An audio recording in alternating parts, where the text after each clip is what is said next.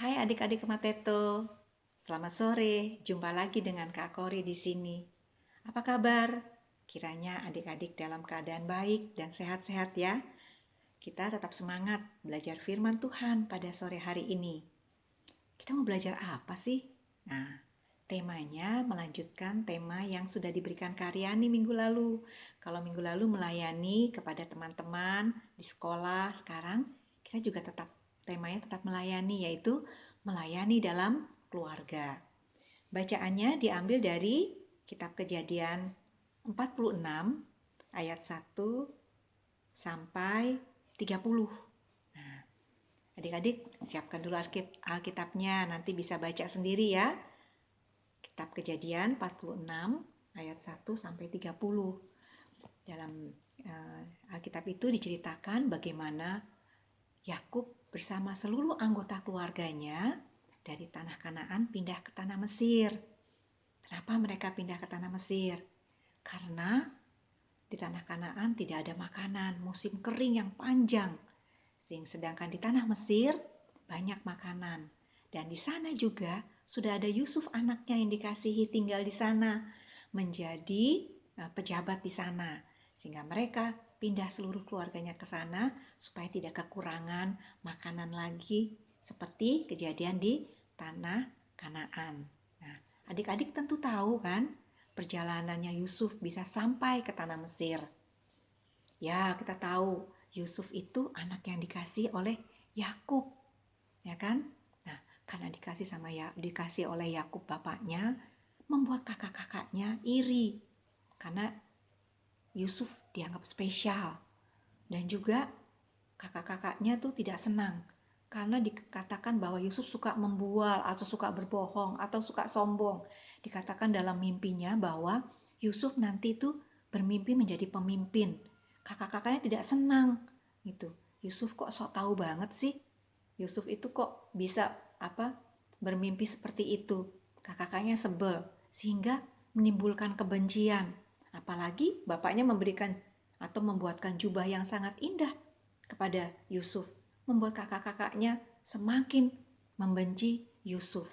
Lalu mereka menjual Yusuf kepada saudagar, dan Yusuf dijadikan budak oleh saudagar itu dibawa ke tanah Mesir. Kalian tahu nggak? Dari Kanaan ke Mesir itu sangat jauh. Yusuf dipisahkan dari ayahnya yang dikasihinya, dari adiknya, juga dari kakak-kakaknya. Yusuf sebagai budak di tanah Mesir. Kalian tahu, budak itu zaman dahulu tuh tidak digaji karena sudah dibeli, jadi dia bekerja sepanjang hidupnya untuk majikannya. Dia harus bekerja dari pagi sampai malam, ya. Susah untuk beristirahat, untuk jalan-jalan kayak kita gini. Enggak, apalagi belajar, tidak ada waktu. Harus bekerja. Ya, udah gitu makannya juga terbatas. Pokoknya semua harus nurut majikannya. Kasihan sekali ya, Yusuf kangen sama papahnya, jauh, terpisah dari keluarganya. Sekarang harus menderita di tanah Mesir, bekerja dengan keras. Tapi Allah tetap menyertai. Tuhan yang kasih itu tetap menyertai Yusuf. Ternyata tidak sampai di situ saja. Yusuf pun difitnah dan masuk ke penjara. Aduh, Yusuf ini tidak berhenti-berhenti ya, terus menderita. Tapi Yusuf tetap semangat karena tahu Allah menyertai, dan dia juga ingat akan mimpinya. Suatu saat dia akan menjadi pemimpin. Jadi dia terus bersemangat, dia bekerja dengan rajin dan juga menuruti apa yang diperintahkan. Walaupun masuk penjara, dia juga melakukan hal-hal yang baik di penjara. Nah, pada suatu saat Firaun juga bermimpi. Tidak ada seorang pun yang dapat mengartikan mimpinya. Lalu ada yang mengusulkan bahwa coba aja tanya. Ada loh seorang anak muda Ibrani yang dapat mengartikan mimpi. Nah, Yusuf dipanggil dan disuruh mengartikan mimpi dari Firaun. Benar adik-adik, karena roh Allah ada padanya, sehingga Yusuf dapat mengartikan mimpi dari Firaun. Wah, Firaun sangat senang.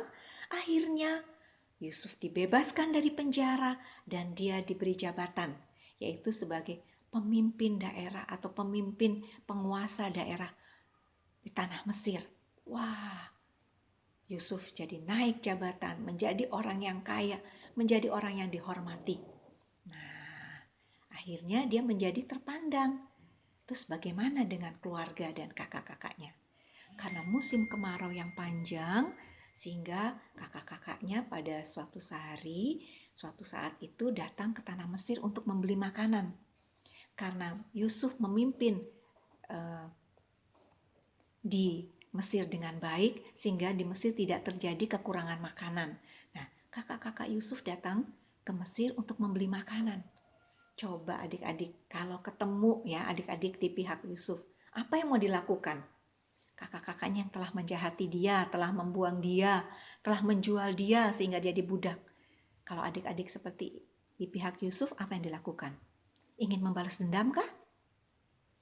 Atau mengampuni dan tetap mengasihi kakak-kakaknya? Kira-kira Yusuf akan melakukan apa? Ternyata Tuhan memberikan hikmat kepada Yusuf. Dia mau mengampuni kakak-kakaknya dan menerima kakak-kakaknya. Bukan itu saja, akhirnya Yusuf ingin juga meminta ayahnya dan seluruh keluarganya pindah ke tanah Mesir aja, supaya mereka tidak kekurangan makanan. Wah, luar biasa ya. Yusuf dengan rela hati mau mengampuni semuanya dan malah merangkul, memeluk seluruh kakak-kakaknya dan meminta ayah dan seluruh keluarga besarnya pindah ke tanah Mesir supaya mereka tinggal bersama-sama dengan Yusuf dan mereka tidak kekurangan makanan lagi. Wah, ini contoh yang patut ditiru adik-adik, bagaimana Yusuf walaupun pernah disakiti tapi tetap mengasihi dan melayani keluarga, sehingga seluruh keluarganya, papahnya tidak kekurangan makanan dan mereka hidup nyaman dan tentram di tanah Mesir. Nah, adik-adik juga bisa dapat melakukan seperti yang Yusuf lakukan di dalam rumah saja. Ayo, kita melayani di dalam rumah. Seperti apa? Ya, bisa membantu mama papa pekerjaan yang ada di rumah, ya, mulai membersihkan kamar, ikut membantu menyapu, mungkin juga memasak, mengerjakan pekerjaan bersama papa, banyak. Tapi juga bisa juga kita mendoakan. Nah, karena sekarang kita tidak bisa kemana-mana, kita juga bisa mendoakan orang-orang dalam keluarga kita yang tidak serumah dengan kita. Misalnya kita mendoakan oma, opa, ya, tetap supaya mereka dalam keadaan sehat.